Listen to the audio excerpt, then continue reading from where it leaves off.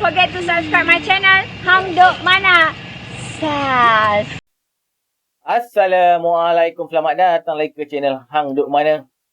Mari kita dengar Datuk Razlan membidah kenyataan Hadi. Apa Hadi cakap? Orang muda sokong PN, tinggal orang tua tak reti bahasa. Kita baca detail sikit kat Malaysia kini ni. Alhamdulillah PR15 pada PRN baru-baru ini gelombang orang muda yang berumur 21 hingga 40 ni sokong kita. Majoriti yang sokong kita belaka. Yang tinggal orang tua-tua yang tak reti bahasa. Yang tua 60-70 yang berkarat hijau ini tak payah.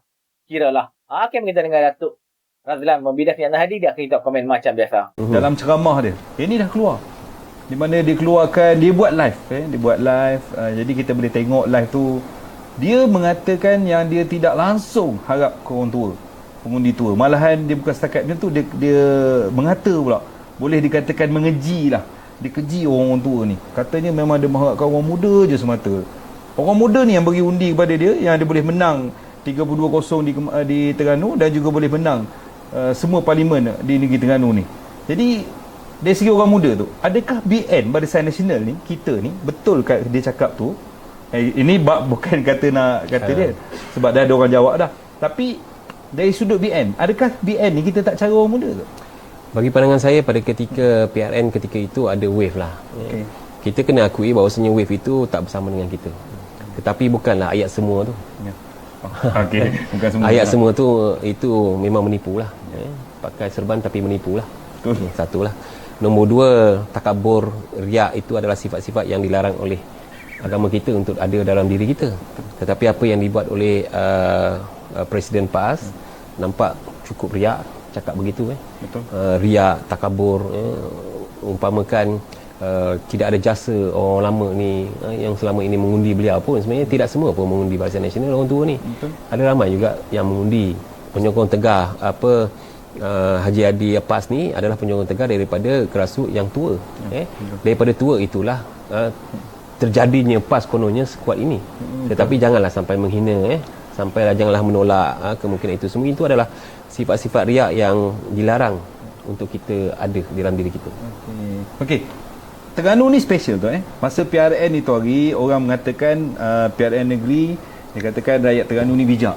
Sebab apa? Sebab pada tahun 1999 PAS boleh minta Terengganu, 2004 dia terbalik. Dia terbalik semula dan kemudian bertukar PAS, bertukar Barisan Nasional balik. Kemudian Barisan Nasional sehinggalah PRU14. Dan sekarang ni PAS dah nak masuk musim kedua. Jadi orang kata bijak.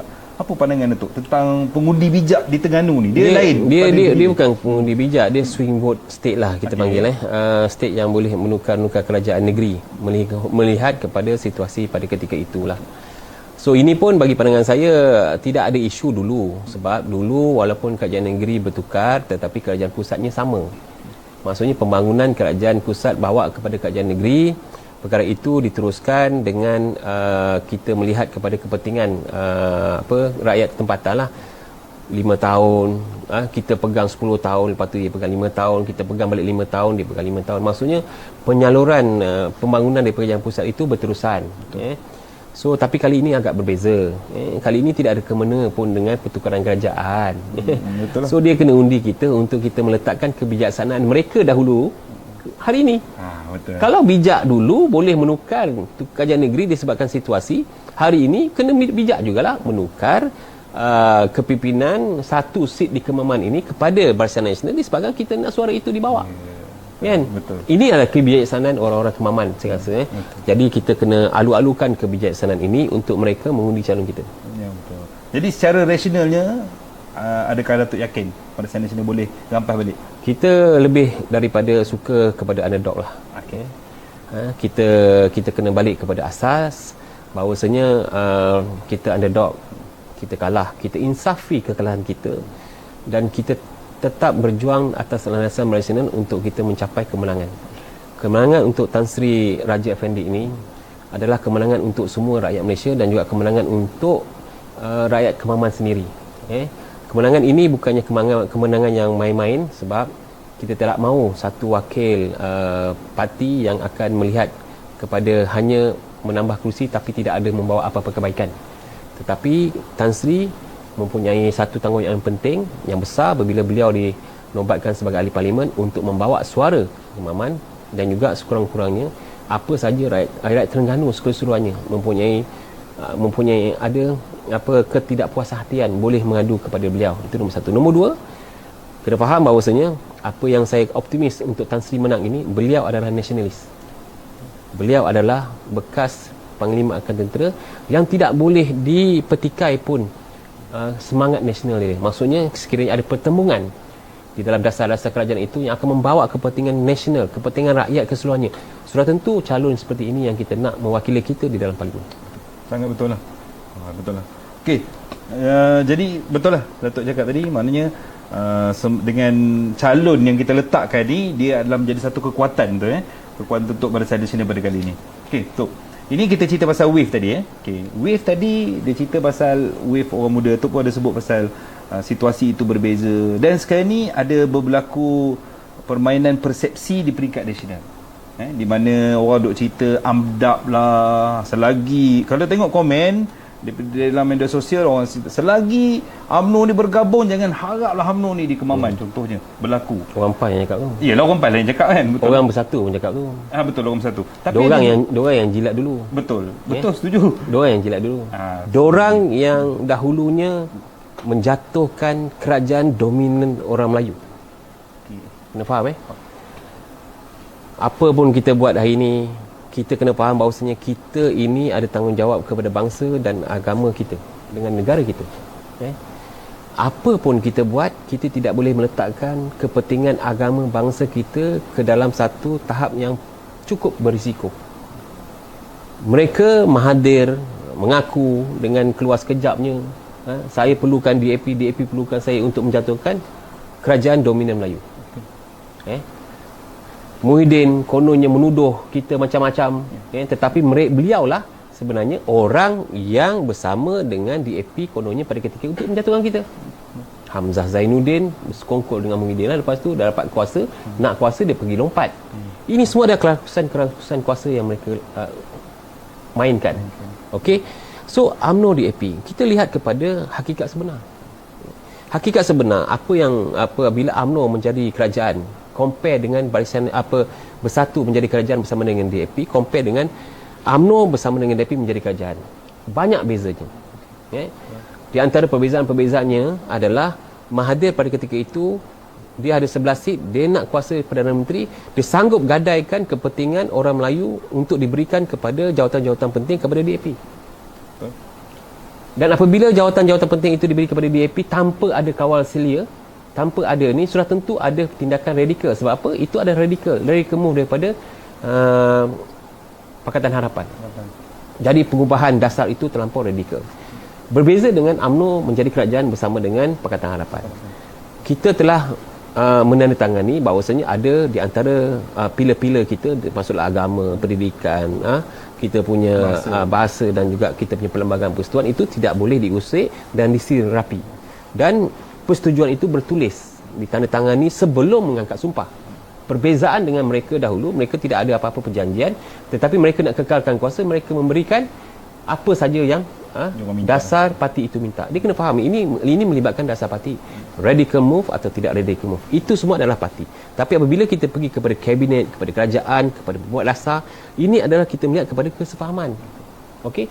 Dan apabila Barisan Nasional ada di dalam kerajaan, kita tak dengar pun kes-kes macam Mahathir dulu. Kita tak dengar pasal komunis yang masuk kerajaan. Kita tak dengar pasal banyak lagi perkara-perkara yang kita tak dengar. Sebab apa? Sebab kesefahaman di antara kerajaan Barisan Nasional dan juga Pakatan Harapan ini sudah ada. Sudah disirapi, kita dah tahu hari ini dan apa kebaikannya. Saya nak bagi contohlah satulah. Baru-baru ni Datuk Seri Zahid, Menteri Desa dan Wilayah, Kementerian Desa dan Wilayah, membuat satu dasar pratafis. Tafis negara. Satu kemas semua telah dinaikkan taraf kepada pratafis. Maksudnya orang Melayu boleh pergi hantar anak dekat sana belajar akademik dan juga akhirnya mereka akan mendapat satu ilmu agama sekurang-kurangnya 30 surah lazim ini kita dapat hafal dan kita dapat baca. Tadika. Boleh mengaji tadika. Katakanlah ini yang dikatakan contohnya Islam ini terancang, bangsa kita terancam. Bolehkah kita buat benda ni? Tak boleh. Tak boleh kan? Sudah tentulah. Sudah tentu tak boleh. Tetapi hari ini dengan kesefahaman yang kita tanda tangani bersama dengan Pakatan Harapan tempoh hari, ianya telah memberi ruang untuk kita meningkatkan lagi penglibatan orang Islam ataupun meningkatkan lagi darjat orang Islam itu kepada tahap yang lebih tinggi. Jadi 100,000 lah kita dapat lahirkan orang yang boleh baca Quran dan hafal surah-surah lazim ini di dalam umur seawal 7 tahun, yang kita akan lambatkan orang ini semua, rakyat-rakyat kita, anak-anak murid ini, anak-anak kita ini lambatkan kepada masyarakat di luar. Bayangkan bagaimana kita mencipta generasi. Inilah kita gunakan sebenarnya, kuasa digunakan untuk membina satu tamadun orang Islam, orang Melayu. Bukan dengan cara kita menghasut. Kita tak tahu apa yang kita buat, akhirnya orang kita tergadai. Saya nak bagi satu contoh lah. Saya nak tanya satu contoh. Apa satu contoh yang Bersatu buat ini yang membawa kepada dasar kerajaan orang Melayu ini mendapat nikmat yang tinggi? Apa dia?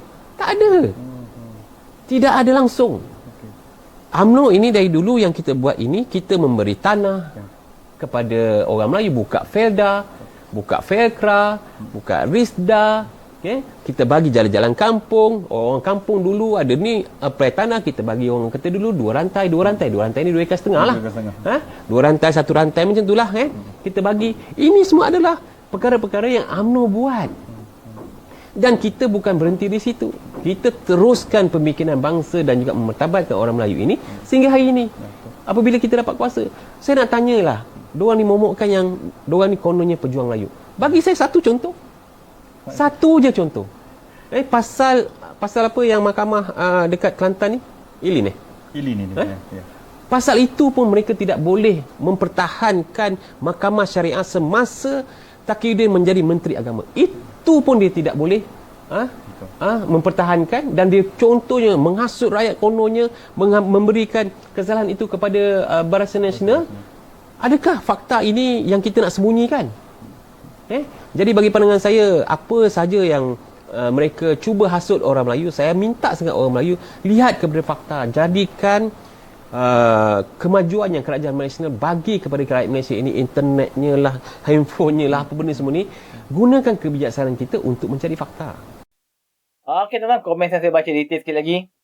Apabila kita ajak mengundi, dia kata zaman Jepun dulu susah lagi. Law ni sekarang senang dah, boleh ke laut, boleh sembahyang, orang tak ganggu. Dia kira begitu saja. Dia tak faham politik, tapi orang muda-muda faham dan bersama dengan kita. Katanya ketika menyampaikan ucapan dalam ceramah perdana di Dewan Sivik di Kijal malam tadi. Ialah, yang muda-muda tu yang geng-geng walaupun memanglah majoriti yang berada di negeri Kedah, di negeri Terengganu, Kelantan memanglah sokong dia. Tapi yang majoriti yang berada di Lembah Kelang, yang ada di Johor, Melaka, Negeri Sembilan, tak adalah sokong PN pun. Kalau majoriti semua dah sokong dia, dia dah menang dah hari tu. 112 kursi, itulah jadi. Okey tuan-tuan, mari terus menyokong kerajaan Pupuan dan PMB. Assalamualaikum.